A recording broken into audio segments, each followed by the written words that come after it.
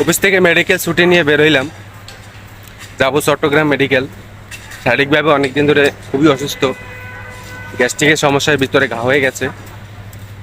তো বের হয়েছি, অনেক ভয়ে ভয়ে যাচ্ছি, কারণ লাস্ট কয়েকদিন ধরে গার্মেন্টস কর্মীরা আন্দোলন করতেছে বেতন ভাতা বাড়ানোর জন্য। তো এ নিয়ে একটা তুমুল এক্সট্রিম পর্যায়ে চলে গেছে। কালকেও তিনজন মারা গেছে এবং ৪৫ জন আহত হয়েছে।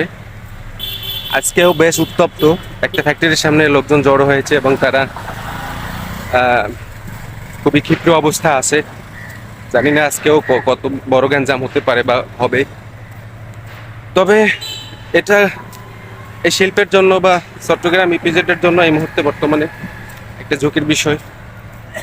এটা যাদের মাধ্যমে সমাধান হওয়ার যোগ্য তাদের এগিয়ে আসা উচিত এবং এটা দ্রুত সমাধান করে যাতে সবাই শান্তিপ্রিয়ভাবে কাজে ফিরে যেতে পারে সেই ব্যবস্থা করা উচিত।